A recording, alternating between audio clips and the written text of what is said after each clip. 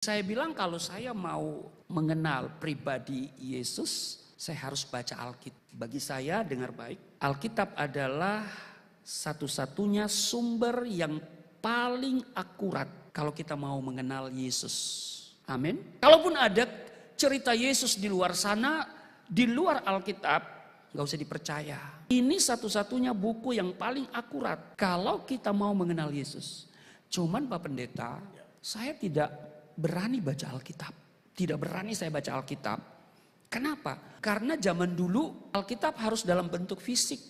Kalau hari ini bisa di HP ya, kita bisa baca secara diam-diam. Nah, kalau saya bawa Alkitab fisik begini ke rumah, lalu ketahuan oleh orang tua saya, ayah saya, maka dipastikan innalillahi wa inna ilaihi rajiun.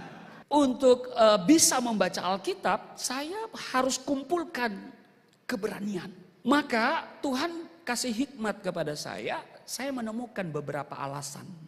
Tapi satu saja, bahwa di rukun iman, dalam Islam itu kan ada rukun iman, ada rukun Islam. Rukun iman ada 6, rukun Islam ada 5. Nah, rukun iman yang ketiga adalah percaya kepada kitab yang pernah diturunkan oleh Allah, yaitu Taurat, Zabur, dan Injil. Jadi percaya. Jadi kalau saya tidak percaya kepada Alkitab, nggak sempurna iman saya. Logikanya begitu. Tapi kemudian opini yang dibentuk, jangan baca Alkitab. Ada teman saya di SMP, di SMA, saya suka gugat iman dia dan berkata Alkitab ini palsu.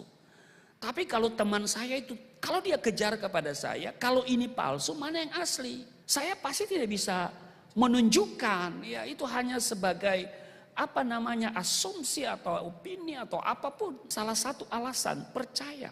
Tapi kalau kita jujur melihat kitab saya, bersyukur ada baca Al-Quran ya. Karena Al-Quran memberikan apresiasi tentang Alkitab. Bahwa Alkitab di dalam Injil itu ada petunjuk, kata Al-Quran. Karena itu saya harus baca.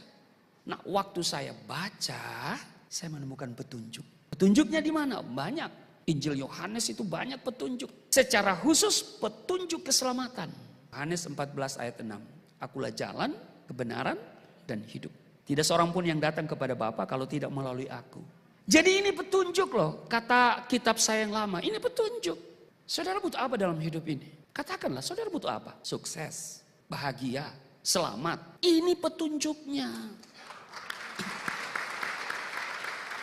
Persoalan saudara baca enggak? Ini petunjuk kehidupan loh. Ini di dalam ini ada hidayah. Makanya saya bilang, saya jadi Kristen itu yang kedua karena saya menemukan hidayah. Petunjuk. Hidayah itu petunjuk. Ini petunjuk. Bukan hanya petunjuk kata kitab saya yang lama. Tapi juga wanurun, cahaya. Apa itu cahaya? Terang. Kenapa kita butuh terang? Supaya jelas. Iya kan? Kita butuh terang supaya kita jelas. Mana istrimu, mana suamimu, jelas. Terang toh. Kalau ada orang berjalan, suami orang berjalan dengan istri orang di Manado, dibilang hugel Pak. Hubungan gelap. Di sini ada enggak? Oh banyak. Tapi bukan di ruangan ini. Oh bukan di ruangan. Yang di luar ya. Iya. Jadi di sini petunjuk yang jelas mengenai kehidupan. Apa saja, semuanya jelas di sini. Mengenai dosa, mengenai kutuk, mengenai berkat. Ya kan? Ini petunjuk yang jelas mengenai hidup. Maka kita harus ikuti petunjuk Tuhan. Amin. Jadi itu yang kedua Pak. Yang ketiga, kenapa saya kemudian jadi Kristen? Saya butuh juru selamat.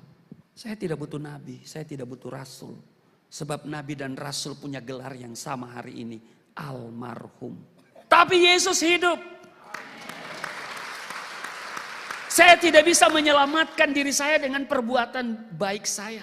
Karena nggak punya standar berapa banyak. Jadi saya butuh juru selamat. Itu saja. Saya butuh juru selamat. Nabi boleh banyak, rasul boleh banyak. Juru selamat hanya satu. Yesus Kristus. Yang keempat, saya terpikat oleh ajaran keselamatan di dalam Alkitab. Bahwa di dalam Yesus ada jaminan keselamatan. Di luar sana, di luar Yesus, mungkin ada konsep keselamatan. Ada harapan untuk selamat. Tetapi jaminan keselamatan hanya di dalam Yesus. Saudara, di luar Yesus, ya mudah-mudahan. Kalau di dalam Yesus masuk surga itu pasti. Tapi kalau di luar Yesus masuk surga mudah-mudahan. Masuk neraka pasti.